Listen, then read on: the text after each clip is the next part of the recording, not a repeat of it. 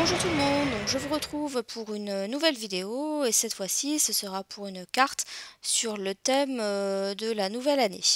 Alors pour ma base de cartes en fait je n'avais pas de base, de base de cartes tout simplement un papier qui est légèrement irisé, donc bleu marine irisé, que j'ai plié en deux de manière à obtenir une base de cartes qui mesure à peu près 10,5 sur 15.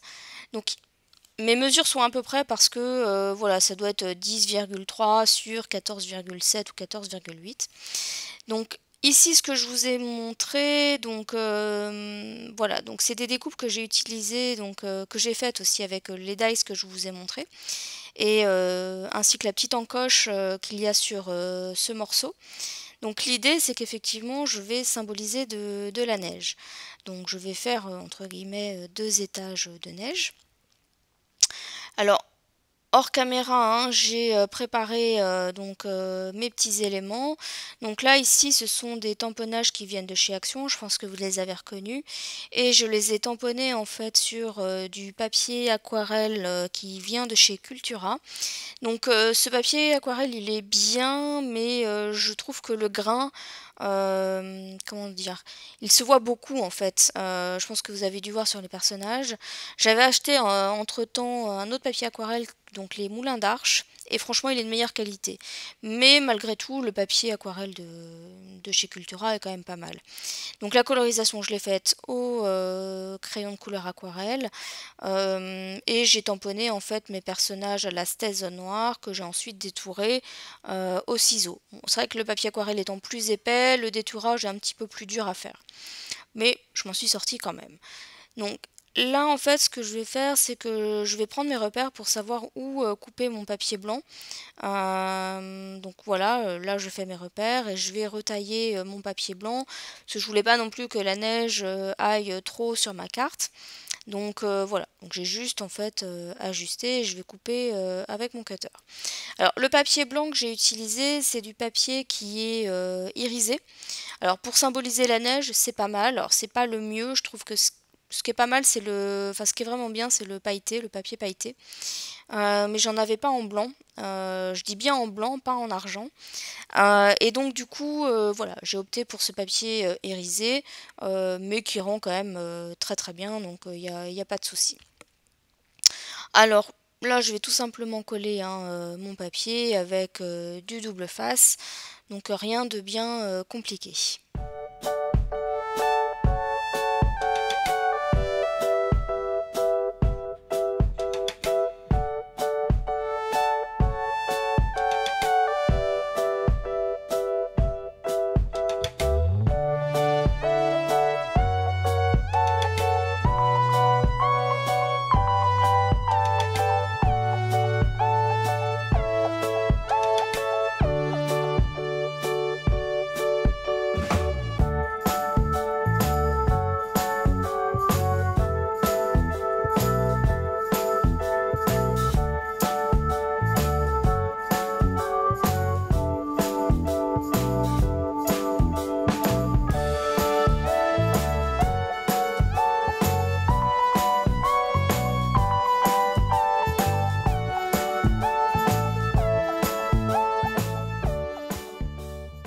Alors vous avez vu, hein, j'ai posé mon papier et donc je fais bien attention à bien le positionner parce qu'avec le double face, faut pas se louper.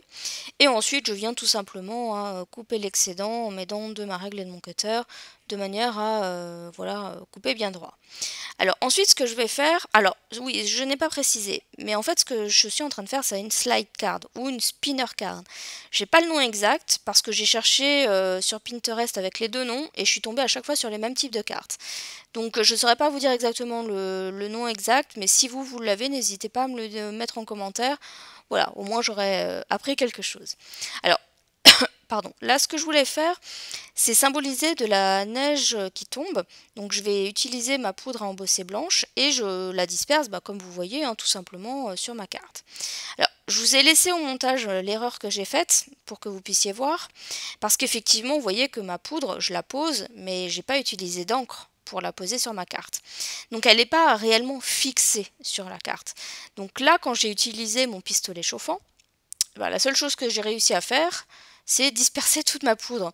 Parce qu'effectivement, quand vous le pistolet, ben, ça souffle. Et la poudre n'étant pas fixée, ben voilà, ça a tout dispersé. Donc, bien évidemment, je suis obligée de refaire l'opération, hein, je remets de la neige. Voilà, je regarde si ça me convient bien. Je fais attention à ce qu'il n'y en ait pas sur le papier blanc. Bon, après, c'est pas bien grave, mais je préférais ne pas en mettre. Et ensuite, ce que je vais faire, alors c'est peut-être un petit peu plus compliqué du coup pour vous montrer en vidéo, mais c'est j'ai chauffé par en dessous. Comme ça, vous avez déjà la poudre qui commence à fondre. Et ensuite, une fois qu'elle a commencé à fondre, ben, vous pouvez passer par-dessus. Voilà. Après, c'est vous qui voyez. Moi, j'ai fait un petit peu, j'ai commencé par en dessous, je suis allée par le dessus. Et puis, je réchauffais par en dessous parce qu'il y a certains endroits où la poudre n'avait pas encore fondu. Et voilà ce qu'on obtient. Bon, ma poudre, elle est quand même assez fine, hein, elle n'est pas trop épaisse, on va dire. Donc ça fait pas des gros flocons, etc. Après, vous pouvez toujours prendre un crayon pour l'embossage, simuler des petits points, et puis mettre votre poudre par-dessus, ça, il n'y a pas de souci. Après, voilà, ça c'est une technique comme une autre. D'ailleurs, elle n'est pas de moi, hein, je l'avais vue sur une vidéo d'une scrapeuse canadienne. Alors là, on va attaquer la partie, on va dire, spinner carn. C'est donc ma partie donc avec l'encoche. Donc, ce que je vais faire, c'est que il faut mettre en épaisseur cette partie, puisque l'idée de la spinner card, c'est d'avoir un élément qui bouge.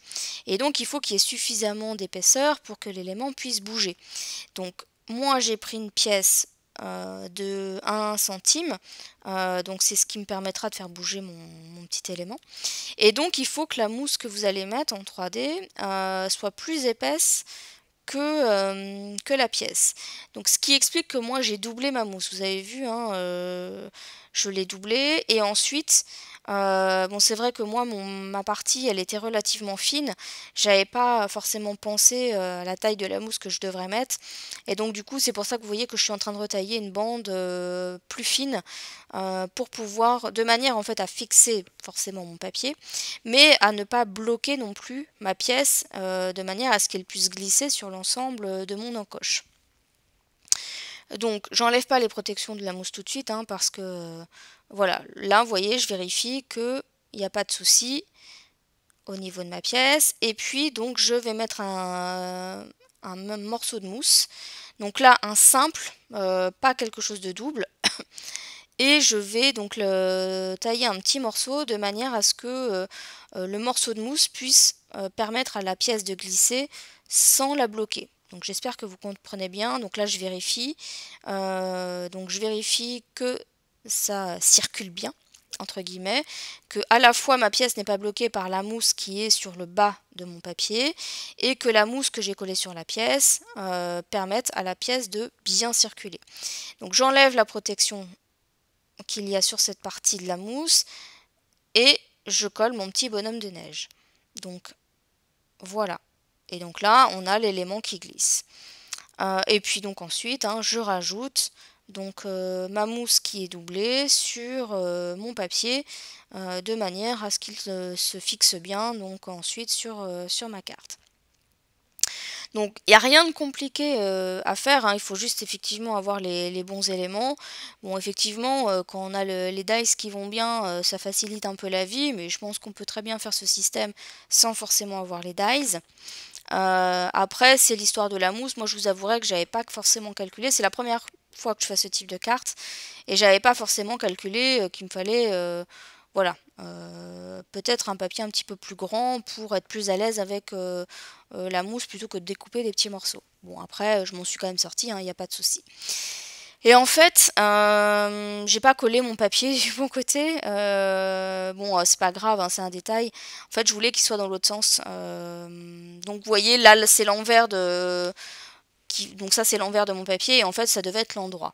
Bon, je m'en suis aperçue après. C'était trop tard. J'allais pas tout enlever. De toute façon, ça aurait été impossible avec la mousse 3D.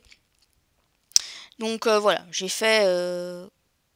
avec ce que j'avais, j'ai collé et donc ensuite, bon là vous le voyez pas mais je suis en train de vérifier que ça fonctionne bien quand même.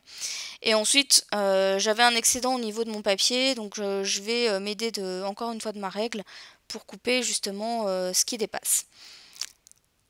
Donc voilà ce qu'on obtient pour le moment. Alors là, ce que vous voyez en fait, je ne sais plus si c'est mon papier direct ou je ne crois pas. La découpe avec les petites maisons et les petits sapins, en fait, c'est un papier, ça c'est un papier brouillon. Donc là, je positionne mes éléments pour voir à peu près où ils vont être. Je vais les fixer. Donc là, je me suis aussi trompée sur ce bonhomme de neige, parce que je mets la mousse du double face sur tout le bonhomme, mais en fait, il n'y a qu'une partie qui est collée sur la partie haute, enfin la partie qui est mise en 3D, et le bonnet, en fait, se retrouvait dans le vide, mais j'avais mis un petit morceau de double face. Donc en fait, ce que je vais faire, bon, moi, je m'en aperçois après, une fois que j'ai collé mon bonhomme, ce que je vais faire, parce que j'avais peur que le bout du bonnet en fait s'abîme, se plie, etc. Je vais rajouter en fait un tout petit morceau de mousse de manière à ce que le bonnet soit à la même hauteur en fait que le reste du bonhomme en fait. Donc là vous voyez, je commence à réaliser que j'ai fait mon erreur et donc hop, je prends un petit mousse dans les chutes que j'avais eu en découpant justement en retaillant mes morceaux de mousse tout à l'heure. Et voilà, donc là je vais tout simplement hop coller sous le bonnet et voilà, mon erreur est réparée. Et donc ensuite je vais coller le reste de mes éléments. Donc il y a les petits paquets cadeaux et puis l'autre bonhomme de neige que je vais également fixer. Donc les cadeaux, je vais le mettre sur la partie où il y a le bonhomme qui bouge. Et puis l'autre bonhomme de neige, je vais le passer par derrière en fait. Il est en fait, si vous voulez, entre les deux papiers blancs. Donc voilà. Donc après, il n'y a rien de bien compliqué dans ce que je fais. Alors, je mets du double face aussi sur le bonhomme. Alors, je reviens sur ma découpe avec les petites maisons et les petits sapins. En fait, ce que je voulais, c'est que cette forme-là, elle épouse en fait les courbes de mon papier blanc.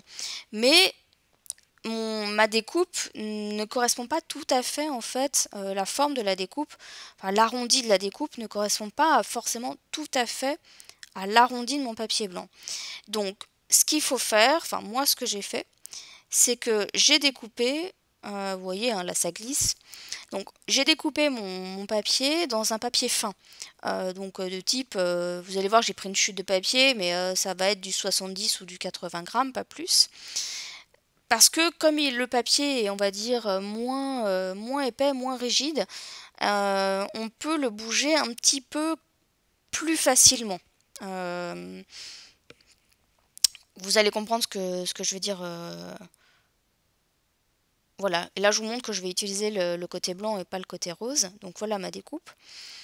Et donc je vais mettre de la colle avec mon stylo colle sur l'ensemble de la découpe. Et comme c'est du papier fin, on peut le bouger sans que ça se voit trop.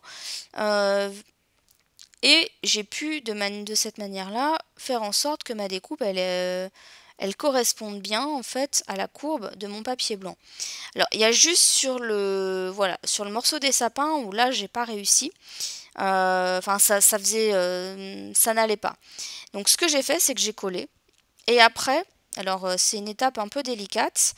Faut vraiment être à l'aise pour le faire. Bon, évidemment je me mets devant. Mais j'ai pris en fait un cutter de précision. Et j'ai vraiment coupé mon papier, juste appuyé suffisamment pour couper mon papier donc de la découpe, mais en faisant bien attention de ne pas découper ce qu'il y avait en dessous, donc la base de carte.